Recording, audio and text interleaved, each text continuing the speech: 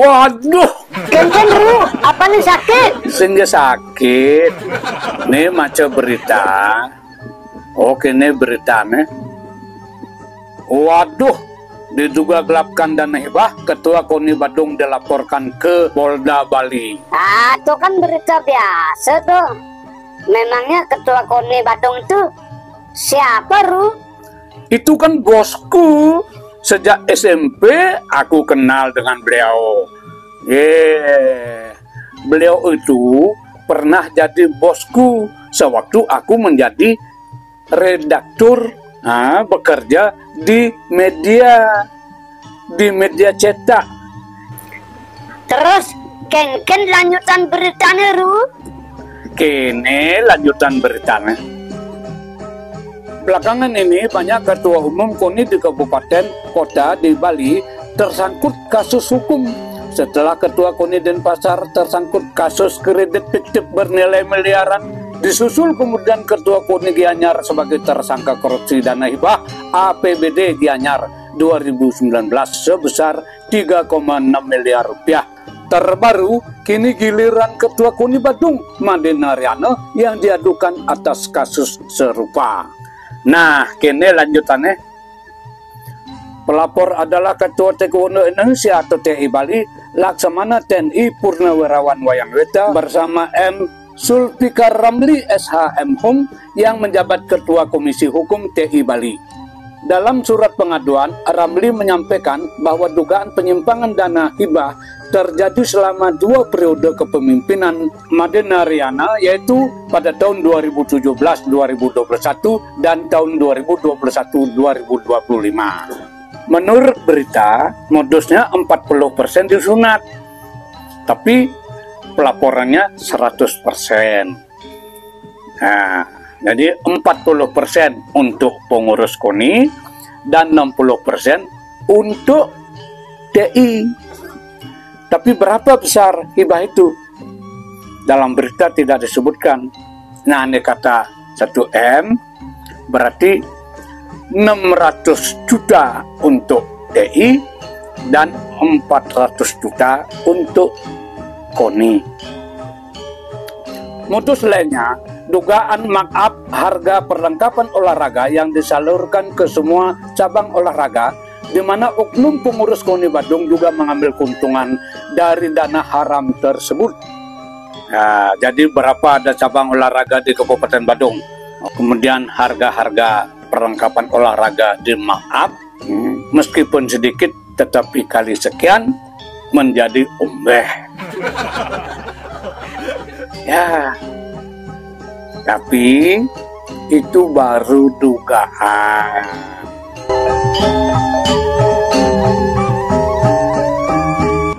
Kalau berita itu dipandang menarik, ada lagi berita yang lebih menarik, yaitu pada saat merayakan hari ulang tahun ke-75, Bapak Made Naryana meluncurkan buku hasil karyanya sendiri.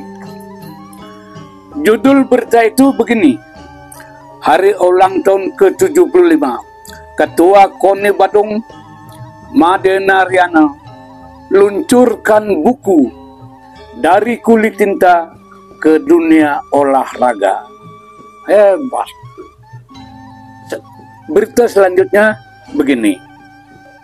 Naryana yang sudah menulis 3 buku ini menilai jika pengembangan olahraga di Bali selama ini belum sepenuhnya disupport secara total oleh pemerintah. Dia menilai kalau mengelola olahraga di Bali bermuara pada persoalan dana. Karena menurut mantan ketua KONI Bali ini, bahwa bagaimanapun dana itu penting untuk kemajuan cabang olahraga yang akan mengharumkan nama Bali di kancah nasional maupun internasional. Ya, saya setuju dan mendukung pernyataan Bapak Made Naryana bahwa pemerintah, baik kabupaten maupun provinsi, agar memperhatikan lebih serius terhadap atlet-atlet di semua cabang olahraga. Sebab dengan adanya dana yang cukup, maka kemungkinan besar prestasi akan semakin meningkat. Mari kita baca berita selanjutnya.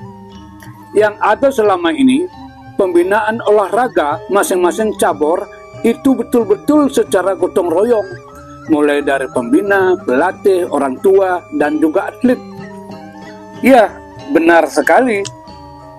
Salah satu contoh yang saya ketahui, cucu saya yang masih SD, dia kan atlet kempo. Setiap latihan, ya tentu biaya sendiri. Kemudian pernah sebagai juara 2 dan juara 3 ketika mengikuti Porjar se-Provinsi Bali. Dia mewakili Badung. Nah, baru-baru ini juga ikut di dalam kejuaraan nasional antar dojo di NTB.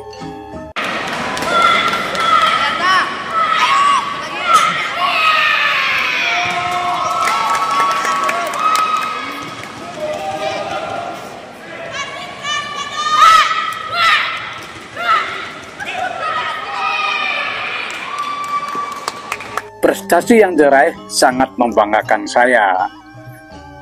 Cucu saya itu mendapatkan medali emas, baik dalam pertandingan solo maupun pertandingan berpasangan.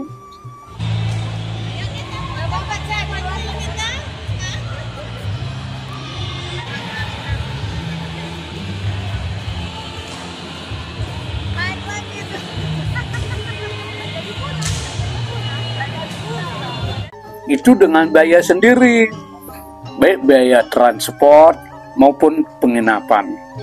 Andai kata saya pengurus KONI, saya akan mengucapkan selamat minimal di media sosial. Karena ini mengharumkan Bali di arena nasional. Meskipun hanya dengan ucapan selamat, saya kira itu cukup memicu semangat para atlet. Saya tidak tahu apakah cabang olahraga kempo ini ada hubungannya dengan KONI atau gimana. Ya saya tidak ngerti lah.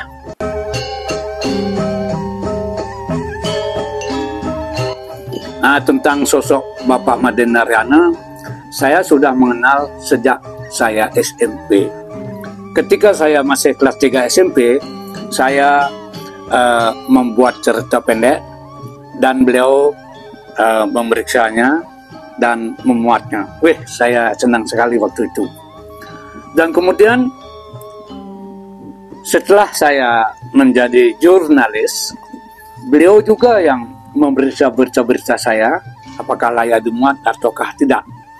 Nah, beliau juga memberikan bimbingan, kira-kira apa yang kurang, apa yang perlu ditambahi dan lain sebagainya. Pokoknya Bapak Naryana itu di mata saya sangat baik.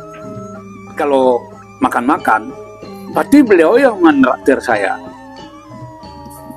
Pokoknya saya menilai beliau itu jauh lebih berjasa kepada saya daripada saya menyumbangkan sesuatu kepada beliau. Pokoknya saya berhutang budi kepada beliau. Dan saya melihat beliau itu orang yang memiliki dedikasi yang tinggi, terutama terhadap olahraga. Buktinya, beliau dulu adalah ketua KONI Bali, kemudian menjadi ketua KONI Badung.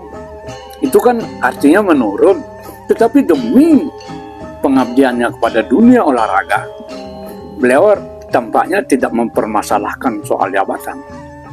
Beliau juga pernah menjadi ketua PWI Provinsi Bali. Dan yang lebih menarik lagi, beliau juga pernah menjadi calon Bupati Kabupaten Badung. Sayang beliau kalah waktu itu. Yang saya kagumi dari diri beliau adalah beliau itu memiliki semangat hidup yang tinggi, memiliki badan yang sehat. Mungkin karena beliau itu memiliki hobi olahraga badminton. meskipun usianya sudah tergolong usur, jadi 75 tahun lebih, beliau itu masih tetap bersemangat melakoni hidup ini. Beliau rajin bermedia sosial, terutama di TikTok, membahas berbagai permasalahan yang beliau ketahui, yang beliau pahami, dan ini tentu saja merupakan nilai plus bagi seseorang seusia beliau. Nah, oleh karena itu saya agak kaget juga kalau ada berita bahwa beliau dilaporkan ke aparat penegak hukum karena diduga melakukan tindak pidana korupsi di tubuh KONI. Nah, apakah beliau terlibat di dalam tindak pidana korupsi, dalam hal ini pemotongan dana hibah, atau tidak?